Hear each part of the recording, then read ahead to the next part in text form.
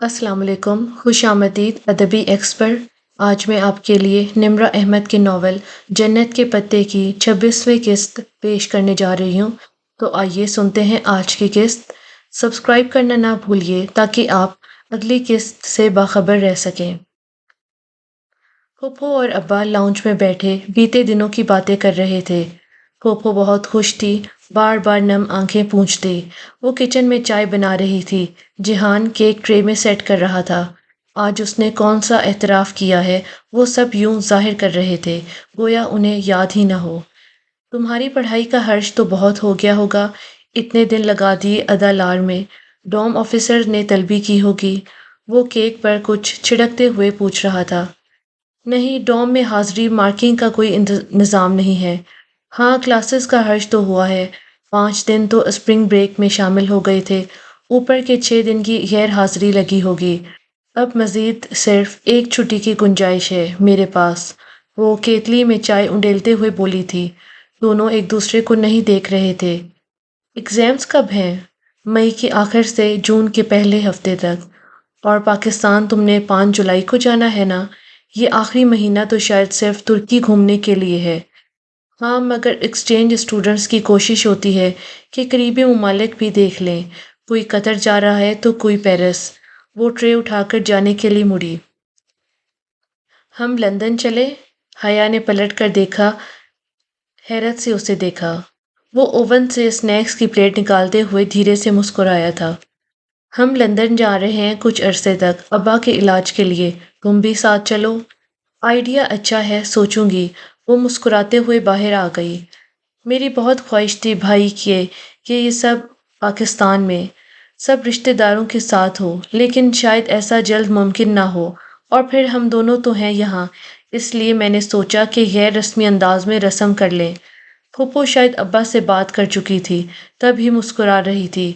वो जो कारपेट पर पंजों के बल बैठी ट्रे से प्यालियां निकाल कर मेज पर रख रही थी, नासमझी से उन्हें देखने लगी। फूफो मुस्कुराते हुए उठी और चंद लम्हों बाद सिल्वर ट्रे ले आई, जिसमें सुर्ख फीता रखा नजर आ रहा था। हया ने नासमझी से ट्रे को देखा, फिर किचन से ट्रॉली धकेल कर लाते जिहान को। वो भी फूफो के हाथ में ट्रे देख रहा था, फिर सवालिया निगाहों से उनका चेहरा देखा। जिहान सिकंदर, आपको कोई एतराज़ तो नहीं? फूफो ने बज़ाहिर मुस्कुराते आंखों ही आंखों में उसे मुतनबा किया। वो शायद राजी नहीं था, मगर नहीं कहकर ट्रॉली आगे ले आया। हया मेज पर ही ट्रे छोड़कर उठ खड़ी हुई। उसे अब नजर आया, सुर्ख फीते के दोनों सिरों पे एक एक अंगूठी बंधी थी। शादी का वक्त तो जाहिर है हम बाद में डिसाइड करेंगे, मगर हर माँ की तरह मेरी भी ख्वाहिश है कि मैं अपनी बहू को निस्बत की अंगूठी पहना दूं। फातिमा भी होती तो कितना अच्छा होता। वो दोनों अंगूठियों को पकड़े उन दोनों के पास आई। उनके हाथ बढ़ाने पर हया ने किसी ख्वाब किसी कैफियत में अपना हाथ आगे किया। उन्होंने मुस्कुराते हुए उसमें अंगूठी डाली। वो एक सादा प्लेटिनम बैंड था। सुर्ख रिबन के दूसरे सिरे से बंधा बैंड उन्होंने जिहान की उंगली में डाला। फिर ट्रे से छोटी कैंची उठाकर रिबन दरमियान से काटा। दोनों की अंगूठियों से बंधा रिबन उनकी उंगलियों के साथ झूलता रह गया। तुर्की में मंगनी शायद इसी तरह हुआ करती थी। हया ने सुन होते दिमाग के साथ सर उठाया। जिहान फुप्पो को देखते हुए मुस्कुरा रहा था और वो उसकी पेशानी को चूम कर दुआ दे रही थी। अब्बा भी उठकर उसको गले से लगाए दुआ दे रहे थे। वो सब कितना हसीन था, किसी ख्वाब की तरह। धनक के सारे रंगों से मजीन कोई बुलबुला जो कशिश शकल से आज़ाद होकर ऊपर उड़ता जा रहा हो। ऊपर और ऊपर। तुम क्यों चुप बैठे हो बरखुरदार? अब्बा शायद जिहान से पूछ रहे थे। मैं सोच रहा हूँ मैं वो पहला आदमी हूँ जिसकी मंगनी उसकी शादी के बाद हुई है। वो धीरे से हंसकर बोला था। वो निचला लब दबाए जल्दी से ट्रे लिए किचन में आ गई। उसका सतरंगा बुलबुला ऊपर बहुत ऊपर तैरता जा रहा था। शाम में देर से जिहान अब्बा को वापस छोड़ने गया और फूफू अपने काम निपटाने लगी तो वो लाउंज में आ बैठी। अपनी उंगली में पहनी अंगूठी से बंधे रिबन को देखते हुए वो जेर लब मुस्कुरा रही थी। तभी लैंडलाइन फोन की घंटी बजी। हेलो, उसने रिसीवर उठाया। दूसरी जानब कोई निस्वानी आवाज थी। क्या मैं मिस्टर जिहान सिकंदर से बात कर सकती हूँ? نہیں، وہ ذرا باہر تک گئے ہیں، کوئی پیغام ہو تو دے دیجیے۔ وہ چند لمحے کی خاموشی کے بعد بولی، جہان کو کہنا اس نے جو پارسل مجھے بھجوایا تھا وہ کھو گیا ہے، کسی غلط ایڈریس پہ چلا گیا ہے شاید، میں اسے رات میں کال کروں گی۔ اس کے ساتھ ہی اس نے فون رکھ دیا۔ حیا نے ایک نظر ریسیور کو دیکھا اور پریشانی اچکاتے ہوئے اسے کریڈل پہ ڈال دیا۔ جہان جب واپس آیا تو وہ لاؤنج میں منتظر بیٹھی تھی۔ پھوپھو اب تک سونے جا چکی تھی۔ حیا کا ارادہ تھا کہ وہ لندن کے ٹرپ کا پروگرام جہان سے ڈسکس اور بھی بہت سی باتیں تھیں، مگر پہلے اس کا پیغام۔ ماموں صبح ہوٹل سے ہی ایئرپورٹ چلے جائیں گے، ہمیں آنے سے منع کر دیا ہے۔ تم ایسا کرو، 2 کپ کافی بنا لاؤ، میں کچھ نئی موویز لایا تھا، دیکھتے ہیں۔ وہ بہت اچھے موڈ میں کہتے ہوئے ٹی وی کے نیچے بنے ریک کی طرف آیا تھا۔ اوکے لاتی ہوں، اور ہاں تمہارے لیے فون آیا تھا، وہ اٹھتے ہوئے بولی۔ کوئی لڑکی تھی، نام تو نہیں بتایا مگر کہہ رہی تھی کہ تمہارا پارسل اسے نہیں ملا، کسی غلط ایڈریس پہ چلا گیا ہے، شاید وہ رات میں کال کرے۔ وہ تیزی سے مڑتے ہوئے اٹھا تھا۔ میرا پارسل اسے نہیں ملا، اور کیا کہا؟ وہ بے یقینی سے اسے دیکھ رہا تھا۔ کچھ نہیں، کافی لاؤں؟ نہیں، رہنے دو، وہ قدرے مضطرب انداز میں کہتے ہوئے صوفے کی طرف آیا اور فون اٹھا کر CLI چیک کرنے لگا۔ اس کی انگلی میں انگوٹھی اب تک تھی مگر ربن نہیں تھا۔ تمہیں صبح کیمپس بھی جانا ہوگا، مگر تم ایسا کرو، سو جاؤ، میں بس تھوڑا کام کر لوں۔ وہ الجھے متفکر انداز میں CLI چیک کرتے ہوئے بولا۔ ست رنگا بلبلا پھٹ گیا تھا، سارا موڈ غارت، سارا پلان ختم۔ وہ اچھا کہہ کر کمرے میں چلی آئی۔ اس کا کمرہ لاؤنج میں محکہ تھا۔ دروازے کی ہلکی سی درز سے اس نے کھلی رہنے دی۔ جب تک وہ سو نہیں گئی اسے جہان صوفے پہ مضطرب سا بیٹھا فون کو دیکھتا نظر آتا رہا تھا۔ وہ صبح فجر پہ اٹھی تو دیکھا جہان اسی طرح صوفے پہ بیٹھا فون کو دیکھ رہا تھا۔ اس کی آنکھیں رت جگہ سے سرخ ہو رہی تھی۔ اس لڑکی کا فون نہیں آیا تھا شاید، انتظار لا حاصل، اس کے دل پہ بہت سا بوجھ آن پڑا تھا۔ کلاس میں وہ سر سے دوپٹہ اتار کر گئی تھی اور بالکل پیچھے بیٹھی رہی۔ باہر نکلتے ہی اس نے دوپٹہ پھر ٹھیک سے سر پہ لے لیا۔ کامن روم میں واپس آئی تو معتصم مل گیا۔ حیا، کیا حال ہے؟ حسین اور معتصم اس کے لیے کھڑے ہو گئے تھے۔ ڈی جے کی سکھائی گئی اردو، وہ اداس مسکراہٹ کے ساتھ ان کے پاس آئی۔ میں ٹھیک ٹھاک ہوں اور آپ کی خیریت ٹھیک چاہتی ہوں۔ مجھے تمہیں کچھ دکھانا تھا۔ آخری فقرہ اس نے انگریزی میں ادا کیا۔ پزل باکس وہ کھلا؟ نہیں، مگر اس پہ لکھی پہیلی مل گئی ہے، ٹھہرو میں لے آؤں۔ وہ الٹے قدموں واپس پلٹ گئی۔ کمرے میں آ کر اس نے بیگ کھولا، کپڑے، جوتے، سویٹرز، پرس، ہر چیز الٹ پلٹ کی، مگر پزل باکس وہاں نہیں تھا۔ کدھر گیا؟ یہی تو تھا، آخری دفعہ کہاں رکھا تھا اس نے؟ وہ سوچنے لگی۔ ہاں، اسٹڈی میں، جب وہ جہان کے آنے کا انتظار کر رہی تھی۔ اوہ خدا، نہ کرے وہ پاشا کے ہاتھ لگے۔ اس نے جلدی سے موبائل اٹھایا اور اس کی ٹوٹی اسکرین کو دیکھتے ہوئے عائشہ کا نمبر ملانے لگی۔ سفید محل کی عقبی باغیچے میں سا پہر اتری تھی۔ عائشہ اسٹول پر بیٹھی ورک ٹیبل پہ لکڑی کا ٹکڑا رکھے نوکدار چھرے سے اس کو چھید رہی تھی۔ اس کی آنکھیں مکمل اپنے کام پر مرکوز تھی۔ عائشہ، حیا کی کال۔ بہارے اس کا موبائل پکڑے بھاگتی ہوئی باہر آئی تھی۔ عائشہ نے ہاتھ روک کر اسے دیکھا اور پھر موبائل تھام لیا۔ السلام علیکم حیا۔ اب وہ فون کان سے لگائے ازلی خوش دلی سے رسمی باتیں کر رہی تھی۔ بہارے ساتھ ہی کھڑی ہو گئی اور ہلکی سی مسکراہٹ کے ساتھ باتیں سننے لگی۔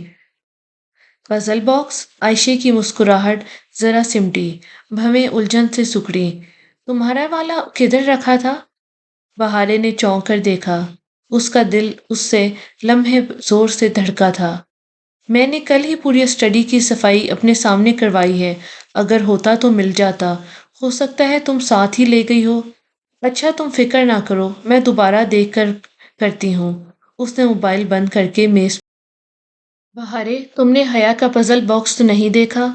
نہیں، بہارے نے ہولے سے نفی میں سر ہلایا۔ چلو پھر یوں کرتے ہیں کہ مل کر تلاش کرتے ہیں۔ مہمان کی چیز میزبان کے گھر میں کبھی کھونی نہیں چاہیے، بہت شرمندگی کی بات ہوتی ہے۔ وہ چیزیں سمیٹتے ہوئے اٹھ گئی، بہارے سر جھکائے اپنی بڑی بہن کے پیچھے چل دی۔ اس کے ذہن کے پردے پہ صرف ایک آواز گونج، یہ باکس میرے پاس ہے، یہ میری بات میرے اور تمہارے درمیان راز رہے گی، تم حیا یا عائشہ کو نہیں بتاؤ گی اس بارے میں، ٹھیک؟ ٹھیک عبد الرحمن، اس نے بے دلی سے زیر لب دہرایا۔ اس روز جب عائشہ نے اسے SMS کیا تب وہ حالے کے ساتھ جمعہ کی نماز پہ ایوب سلطان جامعہ آئی ہوئی تھی۔ نماز جمعہ پہ جامعہ میں خصوصی اہتمام کیا جاتا تھا۔ ترک رسم کے مطابق کم سن بچے جمعے کی نماز پڑھنے سلطان مخصوص لباس میں آتے، سنہری پگڑی، سنہرا اور سفید زرتار لباس، میان میں تلوار، کامدار جوتے پہنے وہ ننھے سلاطین اپنی ماؤں کی انگلیاں تھامے ہر جگہ پھر رہے ہوتے۔ انصاری محلے میں حالے کے ساتھ چلتے ہوئے اسے بے اختیار اپنا اور ڈی جے کا ترکی میں پہلا دن یاد آیا تھا۔ وہ دن جو بہت طویل تھا، اب ان 3.5 ماہ میں کتنا کچھ بدل چکا تھا۔ انصاری محلے میں استنبول کے بہترین اور سستے اسکارف ملا کرتے تھے۔ وہ اب سر ڈھکے بغیر باہر نہیں نکلتی تھی، مگر اس کے سارے دوپٹے شیفون یا ریشمی ہوتے جو سر پہ نہیں ٹکتے تھے۔ اب وہ یہاں ایسے اسکارف لینے آئی تھی جو سادہ اور ایک رنگ کے ہوں، نہ کہ ایسے شوق اور کامدار کہ ہر کسی کی توجہ گھیریں۔ اسے اب کسی اور کو اپنی طرف متوجہ نہیں کرنا تھا، جہان اس کا تھا، اسے اور کچھ نہیں چاہیے تھا۔ وہ اپنے چند جوڑوں کے ساتھ ہم رنگ اسکارف پیک کروا رہی تھی جب میسج ٹون بجی۔ اس نے فون نکال کر خراش زدہ اسکرین کو دیکھا۔ عائشہ کا پیغام جگمگا رہا تھا۔ میں نے سارے گھر میں ڈھونڈا مگر نہیں ملا، تم خود کسی دن آ جاؤ، دوبارہ مل کر ڈھونڈ لیتے ہیں۔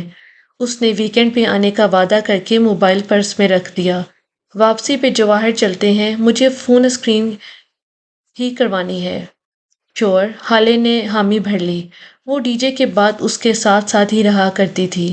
حالے ان لوگوں میں سے تھی جو دوسروں کی مدد کے لیے ہمہ وقت تیار رہتے تھے اور بدلے کی توقع کے بغیر مدد کرتے رہتے تھے۔ ترکی کے پرخلوص لوگ۔ ٹاکسم سے انہوں نے انڈر گراؤنڈ میٹرو پکڑی، پہلا اسٹاپ چھوڑ کر وہ دوسرے پر اتر گئی۔ اسٹیشن سے باہر سامنے ہی جواہر شاپنگ مال تھا، بلند و بالا، کھجور کے درخت، لش چمکتا مال، روشنیوں کا سمندر۔ حالے کچھ کھانے کے لیے ٹیک اوے کرنے ایک ریسٹورنٹ میں چلی گئی اور وہ بالائی فلور پہ فون ریپیئرنگ شاپ پہ آ گئی۔ 5-10 منٹ کا کام ہے میم، آپ کاؤچ پہ بیٹھ جائیے، میں ابھی کر دیتا ہوں۔ جس ترک دکاندار لڑکے نے اس سے فون لیا تھا وہ فون کا معائنہ کر کے بولا۔ وہ سر ہلا کر سامنے کاؤچ پہ آ بیٹھی اور ریک سے ایک میگزین اٹھا کر یوں ہی ورق گردانی کرنے لگی۔ لڑکا اب شوکیس کے پیچھے کھڑا اس کے موبائل کے ٹکڑے الگ کر رہا تھا۔ کیسنگ اتار کر اس نے بیٹری نکالی تو ایک دم رک گیا اور سر اٹھا کر قدرے تذبذب سے حیا کو دیکھا۔ میڈم، اس نے ذرا الجھن سے پکارا۔ حیا نے میگزین سے سر اٹھا کر اسے دیکھا۔ کیا ہوا؟ یہ لگا رہنے دوں؟ کیا؟ وہ سالہ رکھ کر اس کے قریب چلی آئی۔ آپ کے فون میں GPS ٹریسر ہے، اسے لگا رہنے دوں؟ ٹریسر؟ میرے فون میں ٹریسر ہے؟ وہ سانس لینا بھول گئی تھی۔ اوہ، آپ کو نہیں معلوم تھا؟ اور جس نے یہ ٹریسر ڈالا ہے وہ تو ہمہ وقت آپ کی لوکیشن ٹریس کر رہا ہوگا۔ وہ بنا پلک جھپکے اپنے موبائل کے اندر لگے ناخن برابر باریک ٹریسر کو دیکھے گئی، اور وہ سوچتی تھی پاشا کو اس کی لوکیشن کا کیسے پتہ چلتا ہے؟ یقیناً اس کے پچھلے فونز میں بھی ٹریسرز ہوں گے، تب ہی۔ یہ بہت سوفسٹیکیٹڈ ہے میم، وہ جب چاہے اس سے فون کا مائک آن کر کے آپ کی گفتگو بھی سن سکتا ہے۔ اب اس کا کیا کروں؟ وہ چند لمحے اسے دیکھے گئی، اس کا ذہن تیزی سے کام کر رہا تھا۔ اسے لگا رہنے دو۔ ریئلی؟ لڑکا حیران ہوا تھا۔ ایک ٹریسر نکالو گے تو وہ 10 اور ڈال دے گا، اس لیے بہتر ہے میں اس کو اسی ٹریسر سے دھوکہ دیتی رہوں۔ میں ہر جگہ اسے ساتھ نہیں لے کر جاؤں گی، خصوصاً اس جگہ نہیں جہاں میں نہیں چاہتی کہ اس کو پتہ چلے۔ اوہ، ویری اسمارٹ، لڑکا مسکرا دیا۔ میں آپ کو کسی چھوٹی سی ڈبی میں یہ ڈال دیتا ہوں تاکہ آپ کو اسے بار بار فون سے علیحدہ نہ کرنا پڑے۔ وہ اب احتیاط سے وہ ننھا سا ٹریسر نکال رہا تھا۔ حیا ابھی تک بنا پلک جھپکے اسے دیکھ رہی تھی۔ عبد الرحمن پاشا، وہ کیا کرے اس آدمی کا؟ وہ اپنا اتنا وقت اور توانائی اس پہ کیوں صرف کرتا تھا؟ کیا یہ اندھی محبت تھی؟ شاید کچھ اور۔ اندھیرے کمرے میں مدھم سبز نائٹ بلب کی روشنی بکھری تھی اور جزیرے کے ساحل سے سر ٹکراتی لہروں کی سرسراہٹ یہاں تک محسوس ہوتی تھی۔ عائشہ آنکھوں پہ بازو رکھے قریباً نیند میں جا چکی تھی جب بہارے نے پکارا، عائشہ بات سنو۔ وہ لیٹی چھت پہ کسی نقطے کو گھور رہی تھی۔ نیند اس کی آنکھوں سے کوسوں دور تھی۔ ہاں، عائشہ کی آواز نیم غنودگی سے بوجھل تھی۔ جب بندہ بار بار جھوٹ بولتا ہے تو کیا ہوتا ہے؟ اللہ اسے اپنے پاس بہت جھوٹ بولنے والا لکھ لیتا ہے۔ بہارے نے چونک کر اسے دیکھا۔